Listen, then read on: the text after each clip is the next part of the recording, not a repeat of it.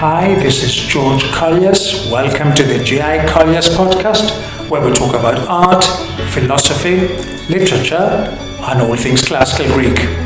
In today's episode, we will be talking about Euripides' tragedy, The Phoenician Women.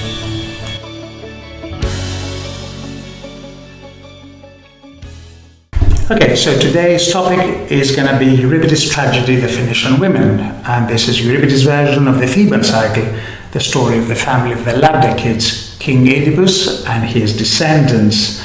Now, according to a survey of literary taste in late antiquity, the Phoenicia, the Iliad, and Orestes, another Euripides tragedy, were the three most popular texts.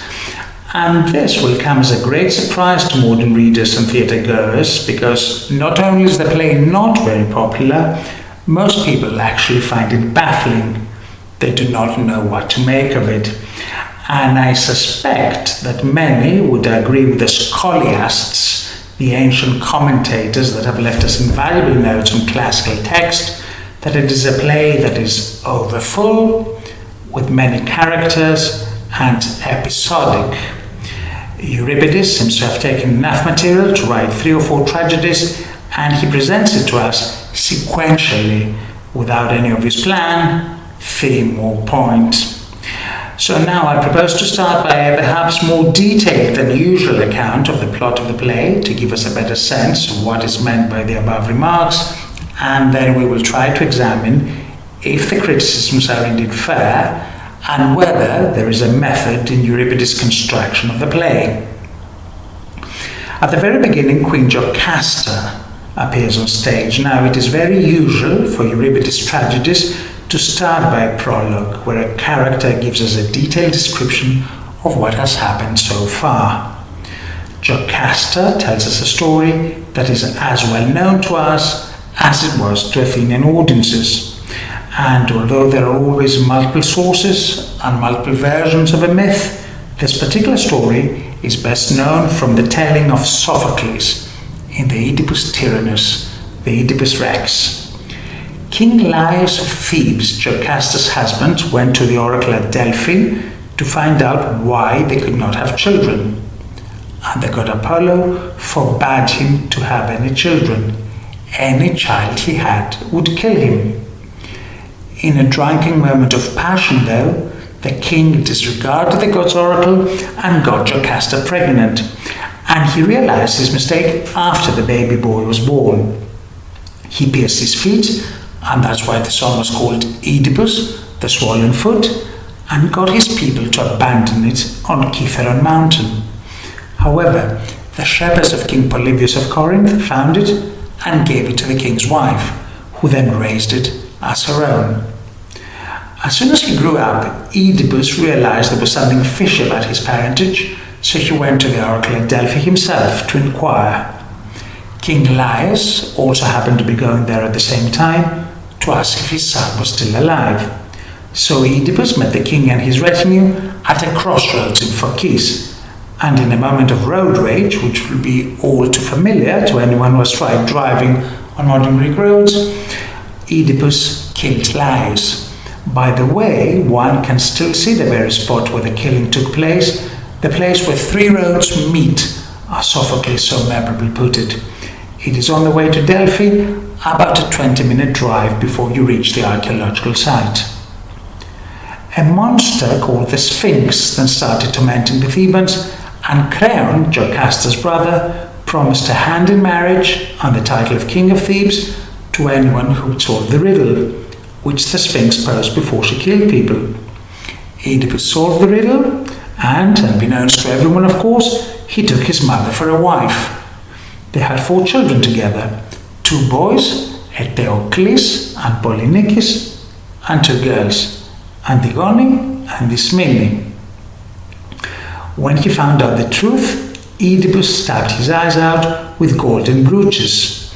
Now, at this point, if not before, readers of Sophocles, ancient and modern, would get really confused. In the traditional version of the myth, Queen Jocasta committed suicide first. In fact, The brooches Oedipus used to blind himself were from the same dress he was wearing when he found her hanged body. In this version, she's still alive many years later and reciting her woes for the audience. When Eteocles and Polynices grew up, as Jocasta continues in the story, they decided to hide the father away, as his very existence was obviously an embarrassment. Oedipus lay a curse on them that they should divide the house with a whetted sword, which presumably meant that they would fight over the throne. To avoid the curse, the two brothers decided to take turns as kings. Eteocles the elder reigned for the first year, but when his term was up, he refused to pass it on to his brother. Polynices, while in exile, married the daughter of the king of Argos, gathered an army from the city, and came to Thebes to demand that he be restored to his position. And it is at this point that Jocasta's description in the prologue ends. She tells us that she is waiting for her son Polynices to come inside the city for a conference with his brother. She is hopeful that she will get the brothers to patch things up and thus avoid bloodshed. The story of how Polynices mustered an army from Argos and attacked the city of Thebes was told in Gikollias' tragedy 7 Against Thebes, which is the second literary precedent for the Phoenician Women. The city of Thebes traditionally had 7 gates, hence the title. Antigone, Oedipus and Jocasta's daughter, then appears with a tutor. She has convinced her mother to allow her to climb in the battlements to take a quick look at the invading army. The tutor has been to Argos on a diplomatic mission, identifies the 7 leaders of the enemy for her. This episode would remind Euripides' better-read viewers of both Gikollias' 7 Against Thebes, with its detailed description of the main fighters of Argos, and of the Iliad, and the scene of Dikoscopia, the wall-watching, a famous scene where Helen stands on the battlements of Troy and picks out the main Greek fighters for King Priam. Of course, here the roles are reversed. Antigone is presented as a very timid and inexperienced girl who is hardly ever allowed to leave the women's section of the palace and receives rather than gives information on the warriors of the field. At this point, the chorus appears. They tell us they're girls from Tyre in Phoenicia. They're on the way to Delphi, where they will spend some time in the service of the god. Not clear in exactly what capacity.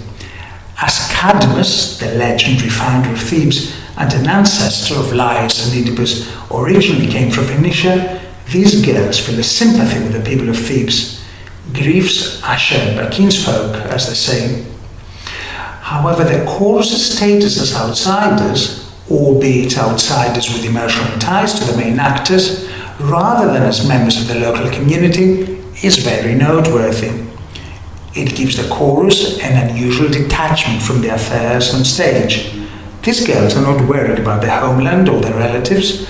They do not seem to be worried that at any moment the Argives may breach the walls and take them away as slaves. They are simply witnessing what happens to people with whom they share a common ancestry 4 or 5 generations removed.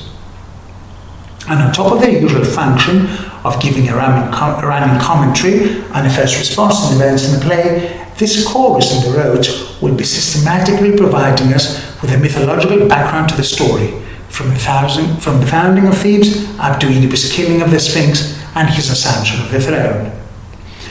Polynices then comes into the palace. He first talks to Jocasta, who, as a typical Mediterranean mother, complains because he has married abroad and she did not get to come to the wedding, and asks him about the conditions of life in a foreign land.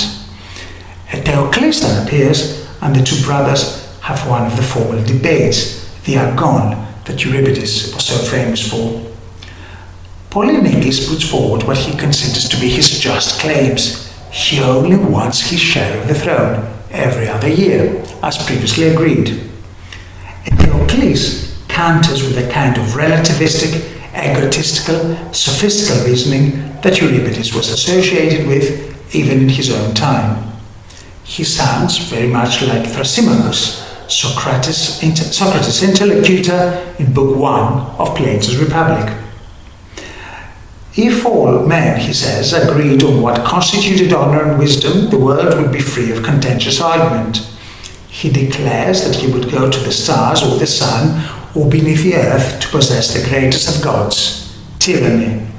He is more than happy to have Polynices stay in the city, but not as John, king, in another capacity. And he finishes with a rather twisted statement: if it is ever right to do wrong, then for a throne's sake is wrong most right. That is a statement that sounds exactly like one of Aristophanes' parodies of the convoluted modern philosophical arguments of the late 5th century. Now, despite Jocasta's admonitions and entreaties, the two brothers do not yield. In fact, they ask each other where they will be stationed and express a desire to meet each other in battle, whereas the whole point of the 7 against Thebes was that it was a kind of mysterious force, a destiny, that made the two brothers meet each other in the end. Eteocles then has a meeting with Creon, his uncle, who gives him strategy advice on how to meet the enemy. It is obvious on this play Eteocles is a rash and incapable leader, yet another difference from Aeschylus' precedents.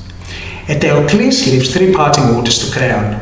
First, ask the seer Tiresias for advice. Second, arrange for the wedding of Antigone with Haemon, Creon's son.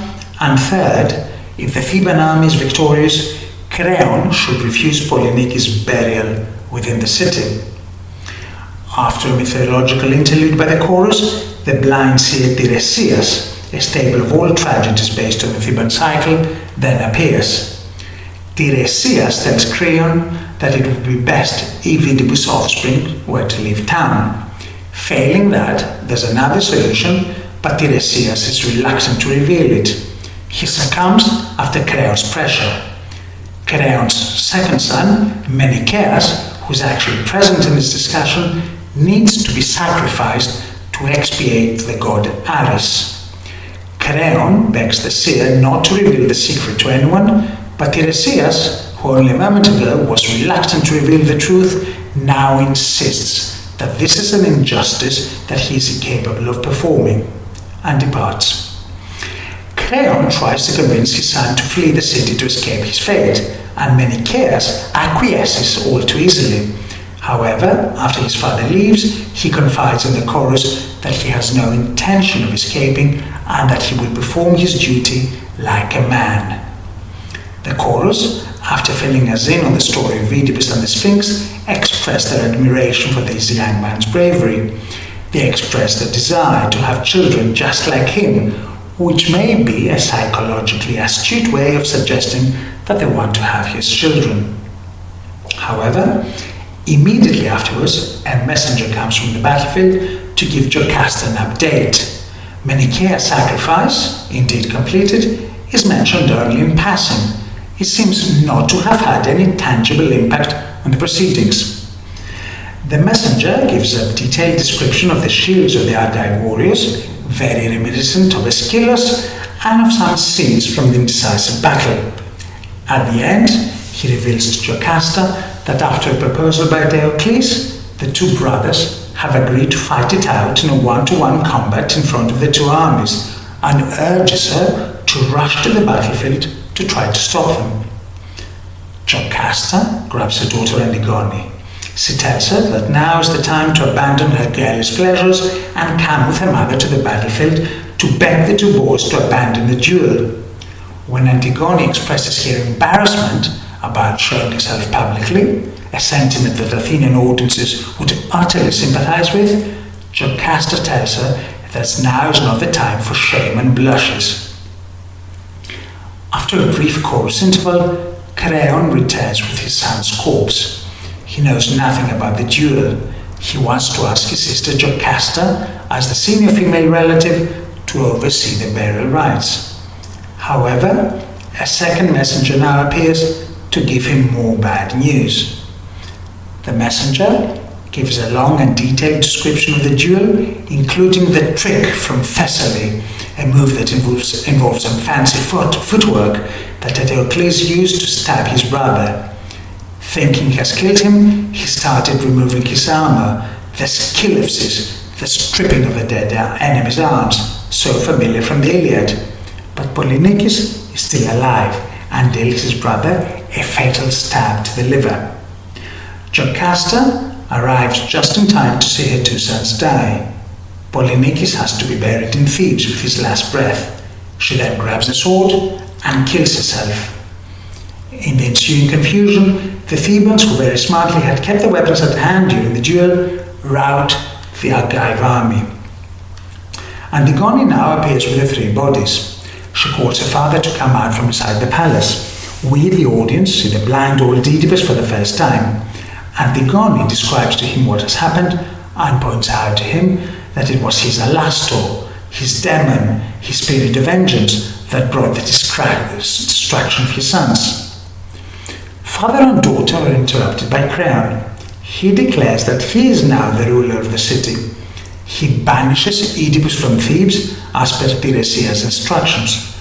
Tiresias, of course, had only said that it was Oedipus' offspring that had to leave, not necessarily Oedipus himself, and Creon, remember, had been less than willing to follow Tiresias when the orders included the sacrifice of his son. Oedipus also gives us here his opinion on a matter that has received huge critical attention for centuries, namely his own culpability. He says, I was not born so lacking in sense that I cannot discern a God's hand at work in these acts I devised against my eyes and against my sons' lives. Creon also refuses Polynices any burial rites, just as Euripides had ordered. Antigone begs to be allowed to attend to her brother's body.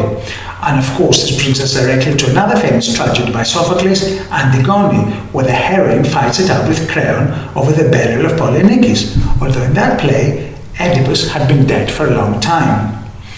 When Antigone is refused, she confirms that she will not marry Haemon, Creon's son. If forced, she will become a Danaid on her wedding night, a reference to the daughters of Danaos, who murdered their husbands. She will follow her father in his wanderings instead. Now, critics doubt whether this final scene with Oedipus and Antigone is genuine at all, chiefly because Oedipus here forecasts that he will die in Kolonos in Athens, a twist in the myth that we can be sure was added by Sophocles, who in fact came from Kolonos in his tragedy Oedipus at Kolonos, which was staged after Euripides' death. So presumably a later writer added these lines to make the Phoenician women conform with Sophocles' very famous ending of the Oedipus tale. Antigone, despite her father's original protestations, declares that she will follow him in his travels. However, as they both leave and the play ends, she also reconfirms her resolution to bury her brother.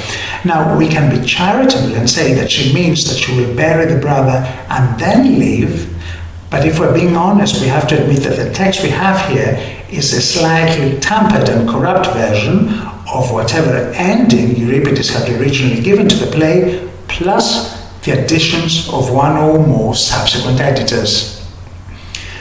From the above account, it is easy to explain the descriptions of the ancient commentators, overfull, episodic, with lots of characters. At the middle of the play, there's this human sacrifice of Menikeos, induced suicide more accurately, that plays no visible role in the development of the plot. It is not even clear that the two brothers are aware of the cousin sacrifice, and in any case, it does not affect their behavior at all. The play reads like a stitching up together of at least 4 tragedies: the Seven Against Thebes, the Antigone, the Oedipus Rex, and the Oedipus at Kolonos, with a strong dose of the Iliad added in for good measure. Around the time, the first compedia of mythology started to be written, systematic encyclopedia-like accounts of the Greek myths. And looking at the Phoenician women, one may be tempted to think that Euripides set out to produce one such reference book for the Theban cycle. Now, it is notoriously treacherous to try to talk about the theme of a play or of what the poet was trying to achieve and of his big vision. We should also remember that we don't have enough surviving remains of the works of the three greats and of the so-called minor tragedians to be in a position to assess safely how standard or otherwise a certain play or a certain storytelling device was. We hear that the Phoenician Women was an extremely popular play in antiquity, and in fact, with its fast-paced narrative and its thrilling scenes, it has all the makings of a modern-day Hollywood blockbuster, and Euripides has even gone a long way towards choreographing the climatic duel between the two brothers. One thing the play seems to lack, though, is a tragic hero. Neither Euripides nor Polynices have the characteristic of a tragic hero. They both want to be king and fight it out to the end about who will prevail. Similarly with Creon, he gives some good advice to Gikollias and then unsuccessfully tries to share responsibility when it knocks on his door. Even in the final scene, he lacks a true leader's determination. Oedipus, of course, is the tragic hero par excellence, but not of this play. Here, he just appears at the end to be informed of his punishment, to lament his history, and to accept, albeit grudgingly, his daughter's offer to accompany him in his future travels. Of the two suicides, Menikeia sets an example of heroic self-sacrifice, but he is not given enough line in this play to qualify as a true protagonist. Jocasta is a voice of reason, a beautiful depiction and a reminder of the price that women have to pay for the choices men make. So perhaps the most interesting candidate for the heroine in this play may be Antigone. In her first scene, she's an awestruck little girl who sneaks out of the women's chambers to catch a quick glimpse of the ferocious warriors who are threatening to overtake the city. And here Euripides is very successful in showing how teenage curiosity and admiration perhaps for these dashing specimens of manhood counterbalance any fear of becoming the defenseless young victim of an invading army. In her second scene, she's violently taken out of her teenage playroom by her mother to assist her in the vain, as it turns out, effort to stop the brothers' duel. In her final appearance, she's ordered by Creon to return to that very same playroom to wait for the period of mourning to pass so that she can marry Haemon. Antigone will have none of it. She insists on bearing her brother, and she then insists on following her father in his travels. And she even threatens to kill her husband on her wedding night. One word of caution though. Our reaction today may be way to go girl, and we probably feel admiration for her resolution and the speed with which she matures and grows up and rebels against a predetermined social role. However, we should remember that all these dynamic, tragic heroines would probably have inspired a mixed response in an Athenian audience. Their dominant sentiment might have been shock and disgust at such a complete subversion of social roles and the potential disruption of social norms, rather than admiration.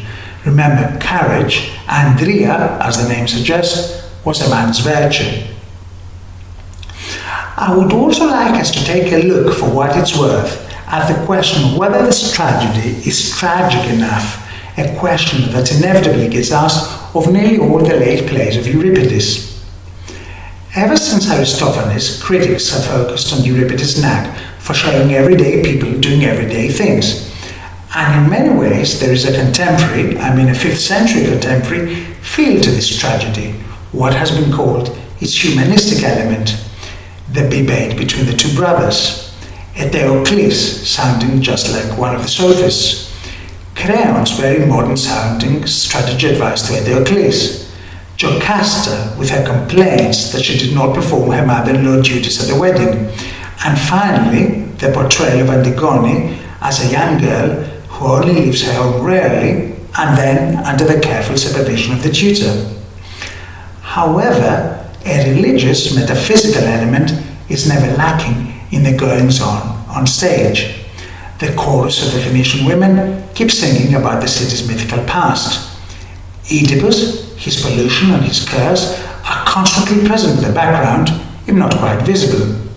And, in the description of the battle scenes, the warrior Kapanephs brags that not even Zeus' fire will be able to stop him from sacking Thebes.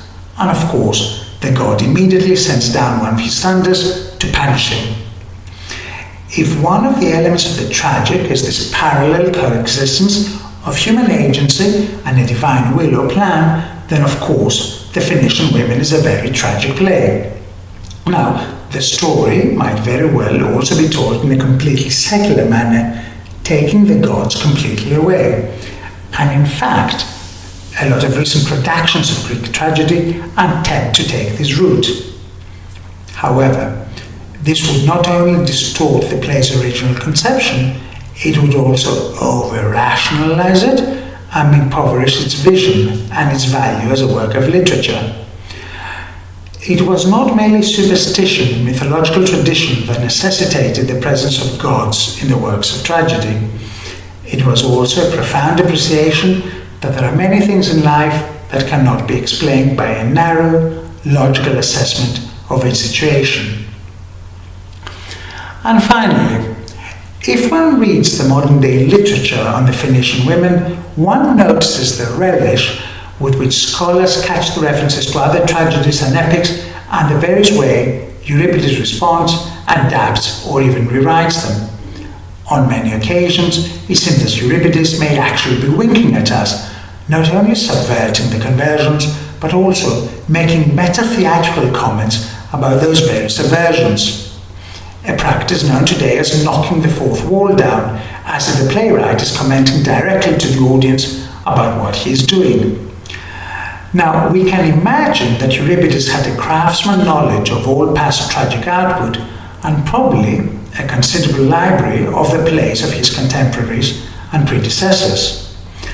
However, we have to ask the question about the extent to which his audience could have been expected to catch all these references to past productions on the Athenian scene.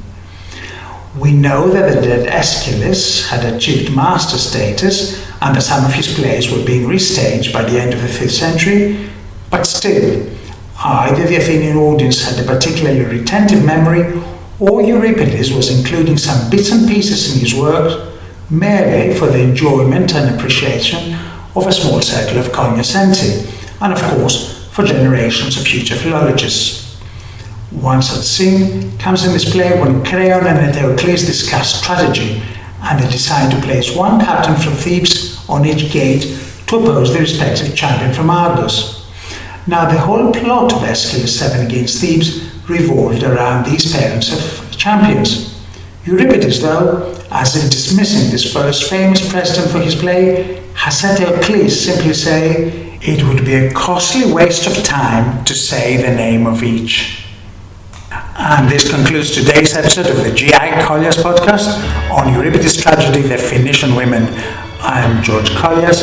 I would like to thank you very much for listening, and I hope to speak to you soon. Goodbye.